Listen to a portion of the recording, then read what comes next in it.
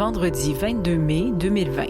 Sur le vif, le balado du Crémis, épisode 8, entretien avec Mélodie Cordeau, père aidante du groupe d'intervention alternative par les pairs. Le GIAP intervient auprès des jeunes en situation de précarité qui fréquentent les quartiers centraux de Montréal. L'intervention des pères aidants s'appuie sur le vécu qu'elles et ils partagent avec les jeunes rejoints afin de prévenir la transmission du VIH, de l'hépatite C et des autres ITSS, tout en réduisant les impacts négatifs de la consommation de drogue et du mode de vie de la rue. Bonjour Mélodie, quels sont les principaux enjeux auxquels le GIAP fait face dans la crise sociale et sanitaire actuelle? En fait, en ce moment, on a énormément de difficultés à rejoindre les jeunes sur le modèle habituel. On est en train de mettre plusieurs de nos implications sur pause parce on n'a pas le choix. Il faut répondre aux besoins les plus urgents des jeunes. Le fait de pas pouvoir les accueillir, je pense que c'est déjà c'est un gros morceau. On peut pas les laisser entrer à l'intérieur. Donc, les gens sont dehors. Il commence à faire beau, donc c'est peut-être un peu moins pire. En même temps, on s'expose à des coups de chaleur. Des gens qui consomment beaucoup, qui n'ont pas nécessairement accès à des lieux de repos, à des endroits où est-ce qu'ils sont en sécurité, à des endroits où est-ce qu'ils peuvent répondre aux besoins de base, comme prendre une douche, toutes les démarches administratives qu'ils ont à faire avec, que ce soit des admissions dans des centres de thérapie, que ce soit des admissions dans des centres d'hébergement, ou que ce soit des démarches à faire avec l'aide sociale, tout est mis sur pause. Fait que je pense que c'est ça qui rend leur mode de vie encore plus difficile. En même temps, il y a des problèmes financiers. Je veux dire, les gens qui sont habitués de faire du squeegee, de quêter ou quoi que ce soit, les personnes qui font le travail du sexe, c'est hyper difficile en ce moment. Il y a absolument aucun moyen pour eux de gagner leur argent comme ils faisaient avant. Même les personnes, les valoristes, en fait, qui collectent les canettes consignées, peuvent pas aller les changer non plus. Il y a une pénurie de drogue aussi, on s'entend. Mais depuis que les ports et les aéroports sont fermés, on a juste accès à, en fait, de la drogue qui est de moins bonne qualité, qui est moins rodée aussi. Fait qu'ils font des mélanges un peu plus dangereux. Il y a une grosse augmentation des surdoses aussi au centre-ville. Au niveau des stimulants et des opiacés. On a eu plusieurs décès récemment, d'ailleurs. Donc, c'est ça. Comment vous procédez, comment vous faites pour rencontrer les gens? Est-ce que vous leur donnez rendez-vous dans l'espace public, dans des lieux précis? En fait, les locaux sont ouverts, mais on peut pas accueillir les gens à l'intérieur. On a un protocole très spécifique quand une personne peut rentrer par l'arrière pour prendre une douche, mais la personne n'a pas accès au reste des locaux. Ensuite, on désinfecte le tout.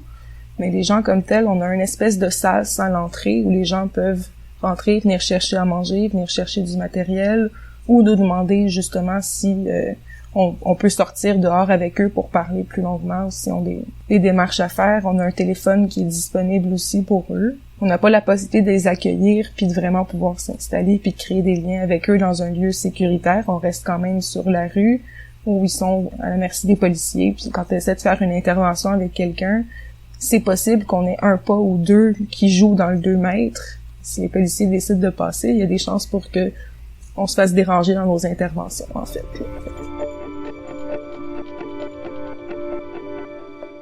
Face à cette situation, aux enjeux que tu décrivais, comment vous êtes adapté, comment vous avez adapté, transformé vos interventions pour maintenir des services accessibles? En fait, on collabore avec l'équipe de plaisir, avec les messagers de rue, pour essayer d'avoir au minimum un maintien de la distribution de matériel de repas avec les usagers. On a aussi réussi, avec une équipe d'architectes sans frontières, on a pu offrir une douche aux usagers dans les locaux de plaisir en maintenant quand même les mesures de sécurité sanitaire. On reste quand même disponible avec les jeunes pour les accompagnements s'ils en ont besoin. Par contre, c'est sûr que il n'y a pas autant de lieux ni de ressources où les accompagner. Par contre, on est encore là s'ils en ont besoin. La crise a quand même été un moment opportun pour développer d'autres actions qu'on n'avait pas l'opportunité de développer avant, comme du outreach, du drug checking. On passe beaucoup chez nos partenaires pour rejoindre les jeunes de la rue. Avec la crise, on les rejoint plus directement sur la rue, dans les SHU, et avec les autres partenaires jeunesse, on essaie d'arrimer tout ça avec les nouvelles mesures mises en place. Du point de vue de l'accompagnement et des liens que vous avez avec les personnes qui fréquentent habituellement vos services, qu'est-ce que ça a changé? Comment vous arrivez à maintenir le lien? Est-ce que vous avez affaire à des nouvelles personnes ou c'est plutôt les mêmes personnes habituellement qui fréquentent vos services? Je dirais qu'on a encore un petit bassin de personnes qui fréquentaient déjà les services. Étant donné qu'on n'a pas accès aux mêmes partenaires qu'avec lesquels on travaille habituellement, il y a quand même un gros changement. On est dans le même secteur, par contre, il y a énormément de jeunes qu'on voit plus, qui ont probablement changé de secteur, qui fréquentent plus les mêmes lieux qu'ils fréquentaient avant. On est en train d'investiguer des nouveaux endroits, des nouveaux secteurs, des nouvelles ressources. Mais c'est sûr que le plus difficile, c'est d'essayer de garder une distanciation physique avec eux, tout en leur venant en aide, là. Je pense que c'est un des enjeux. Il y a beaucoup de clivages. Les employés sont souvent plus protégés que nos usagers. C'est impossible de les accueillir. C'est aussi très difficile, même des fois impossible, de faire appliquer des mesures de protection pour les gens qui fréquentent nos services. Ça crée aussi une surjudiciarisation. La police fait des patrouilles beaucoup plus souvent près des lieux où on travaille et dans la rue, pour essayer de leur faire respecter une distanciation, mais en fait, souvent, ils ont juste pas les moyens de le faire. Dans un moment où l'hygiène devrait être la priorité, on a de la difficulté à avoir un lieu où ils peuvent se laver. Fait que je pense que c'est un autre enjeu.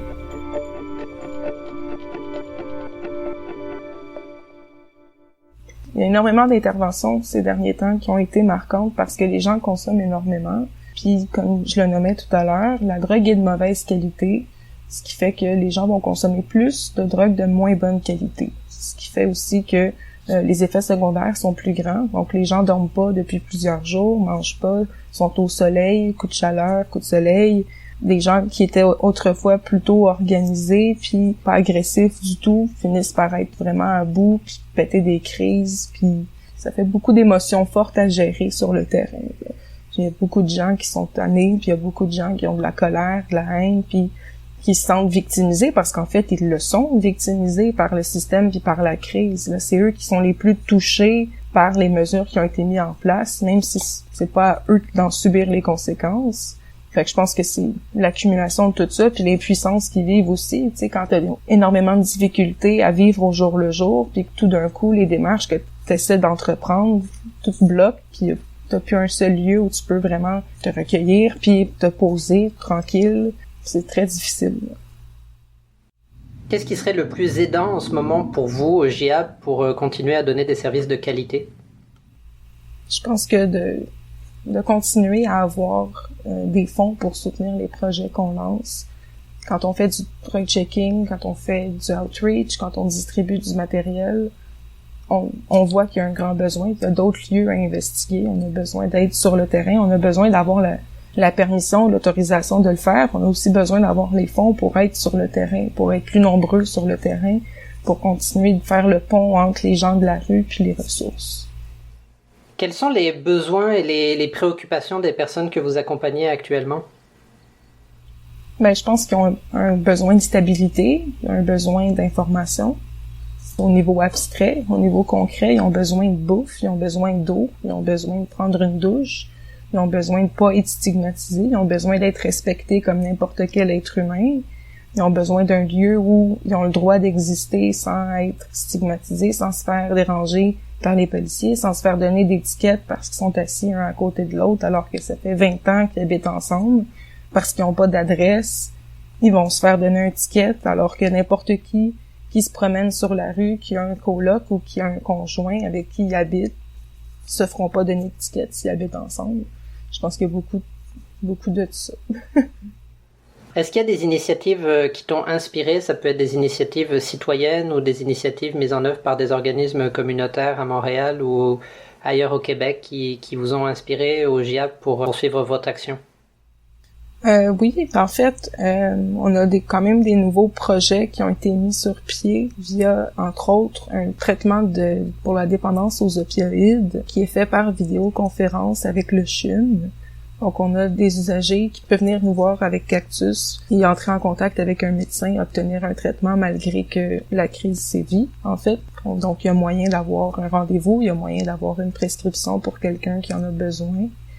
Je dirais qu'une autre initiative qui a été mise en place ailleurs au Canada, qui a été assez inspirante, il y a des sites internet aussi qui le font pour permettre aux gens qui sont en isolement, qui consomment seuls, de pas mourir d'une overdose. Donc, ils ont des lignes d'appel sous forme de sites web où les gens peuvent, via Skype ou Zoom, en fait, peuvent consommer en sécurité puis savoir que s'il y a quoi que ce soit, il y a quelqu'un, même à distance, qui peut appeler des secours.